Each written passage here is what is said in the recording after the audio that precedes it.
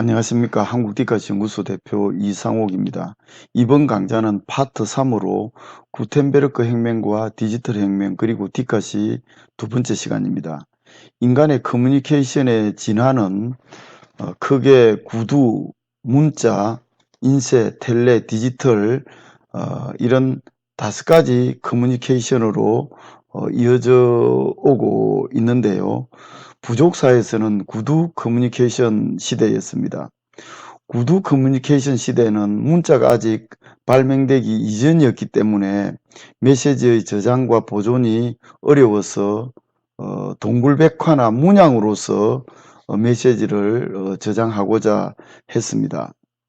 인간의 욕구는 굉장히 여러 가지가 있지만 그 중에서도 표현 욕구라는 것은 가장 강력한 본능의 하나라고 할 수 있겠습니다.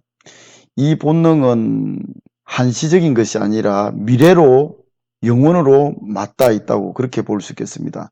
문자가 없던 시대에는 목소리로 혹은 몸짓으로 표현을 했는데 그것은 한시적인 그런 것이고 영원으로 이어질 수는 없는 것이기 때문에 그것을 넘어서서 동굴에 그림을 그리거나 문양으로서 후세라도 그 중요한 정보를 전달하고자 했던 것입니다. 그러나 이것은 일정한 한계를 지니는 것이었기 때문에 그 한계를 극복하고자 한 것이 바로 문자의 발명이었습니다.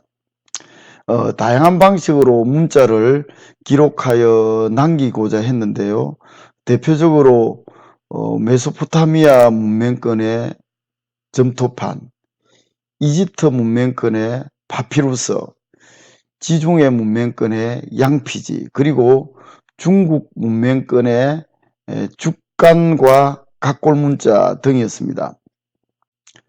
하지만 이런 기록 재료들도 기록이나 보존을 하기에 번거롭고 무겁고 해서 많은 사람들에게 동시에 전달할 수는 없는 한계를 지니는 것이었습니다. 봉건 시대까지 이와 같은 문자 커뮤니케이션 시대였습니다. 문자로 메시지의 저장과 보존은 가능했지만 아직까지 매스미디어 시대를 열지는 못했던 것입니다. 문학 역시 구텐베르크 혁명이 일어나기 전까지만 하더라도 오늘날과 같은 그런 문학의 위상을 지닐 수는 없었습니다. 구술과 기억에 의존하는 구전문학의 행태로 존재하던 문학은 말할 것도 없고요. 기원전 5세기경 구두문학에서 문자 문화로 이행되면서도 여전히 제한된 독자층을 가질 수밖에 없었던 것입니다. 문학이 오늘날과 같은 위상을 지닐 수 있게 된 것은 인쇄술의 발명과 더불어 가능한 것이었습니다. 근대사회는 인쇄 커뮤니케이션 시대였습니다. 인쇄술의 발명으로 메시지의 대량 복제가 가능해져서 다수가 동일한 정보를 얻는 시대로 이제 접어들게 되었던 것입니다. 바로 구텐베르크 혁명으로 가능한 것이었습니다. 인쇄 커뮤니케이션 시대를 연 구텐베르크 혁명은 문학에만 영향을 준 것이 아니라 다른 모든 분야에서도 큰 영향을 줬는데요.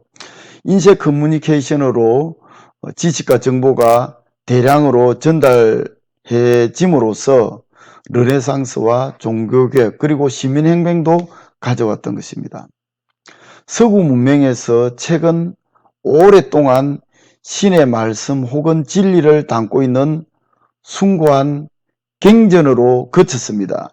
책의 대중화는 구텐베르크 혁명으로 가능한 것이었습니다. 인쇄 커뮤니케이션의 출현, 즉 인쇄 복제 기술의 출현은 단지 책 만드는 방식의 변화에 그치는 것이 아니라 커뮤니케이션 미디어의 혁명이자 근대적 삶과 사유를 가능하게 한 근원적 혁명이었던 것입니다. 그래서 우리는 구텐베르크 인쇄술의 그 발명을 구텐베르크 혁명이라고 이렇게 이야기하는 것입니다. 인쇄술의 발명 전에는 읽고 쓰기의 비율이 서유럽 남성의 경우 5%에서 10% 정도에 불과했던 것이 발명 후에는 50%로 성장했다고 합니다. 종교개혁이 이루어지게 된 그 배경도 아주 아이러니컬한 일화가 있는데요.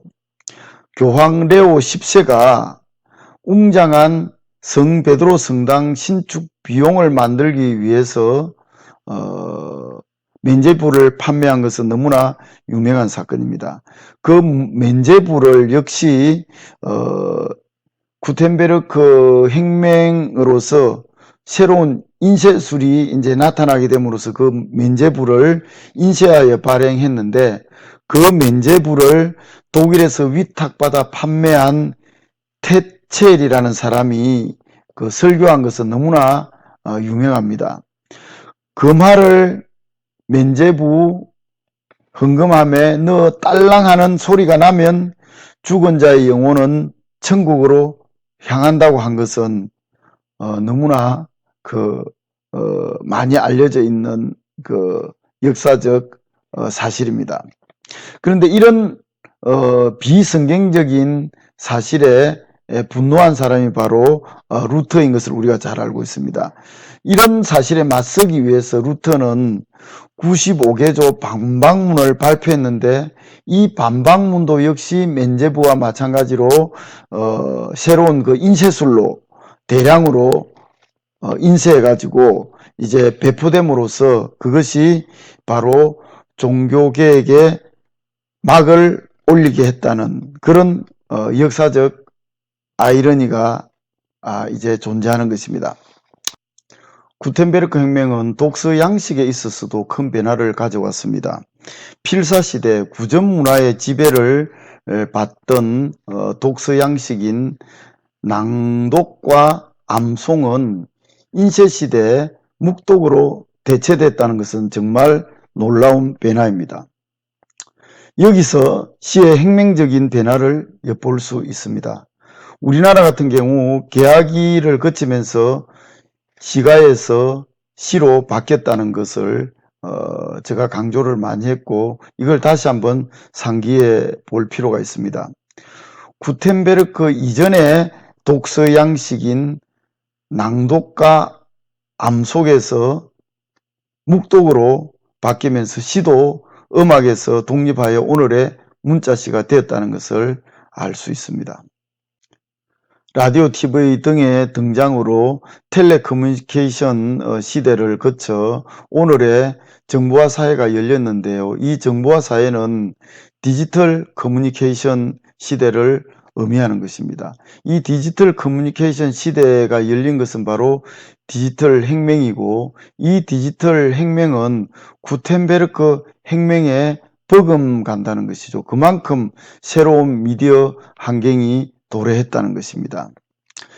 최근 정보기술의 발달로 인해 의사소통 방식이 문자 중심의 전통적인 문식성만을 고집하기에는 너무나 많은 변화가 일어났다는 것입니다. 과거 문자로만 표현되던 의미는 오늘날 모바일이나 컴퓨터 스크린 등에서 이제 문자만이 아닌 영상과 문자, 이제 음향 이런 것들이 합해져서 융복합으로 이제 멀티 언어로 소통된다는 것은 여러 번 강조한 바 있습니다. 그래서 디지털 환경의 특성을 이제 고려해 보면은 복합 양식 텍스트성으로 이제 그 새롭게 메시지를 읽어내는 복합 문식성이 요구되고 있다는 것입니다. 디지털 커뮤니케이션 시대가 본격 도래함으로써 전통적인 읽기와 쓰기에도 큰 변화가 일어날 수밖에 없는 최근의 국면입니다. 매체 환경의 변화에 따라서 시예술 장르에 있어서도 당연히 이제 영향을 미치는 것이고 변화가 지금 일어나고 있다는 것입니다. 그런 측면에서 이제 디카시의 출현을 이제 우리가 이해할 수 있겠습니다. 디카시의 출현은 어떤 면에서 구텐베르크 혁명에 의해 시가 음악성을 버리고 이제 즉 음악에서 독립해서 시가에서 문자시로 발전했던 것처럼 오늘날 멀티 언어로 소통되는 멀티 언어 예술로서 디카시가 출현했다고 이렇게 볼 수 있겠습니다. 지금은 걸어다니는 1인 미디어 시대이고 이동하면서도 얼마든지 적석에서 스마트폰으로 보고 찍고 쓰고 소통하는 새로운 뉴 미디어 시대가 열렸습니다. 이것이 바로 디카시의 출현 배경인 것입니다. 다음 시간에는 이제 본격적으로 디카시의 지평을 살펴보도록 하겠습니다. 이 말은 디카시가 무엇인가, 디카시의 개념이 어떤 것인가를 이제 본격적으로 규명해 보는 그런 시간이 되겠습니다. 이제까지는 주로 디카시의 출현 배경이라든지 그 당위성, 그 발언지 뭐 이런 것들을 쭉 살펴보았는데 다음 시간부터는 이제 본격 강좌가 이제 진행되는 것으로 그렇게 볼 수 있겠습니다. 계속 많은 성원을 부탁드립니다. 감사합니다.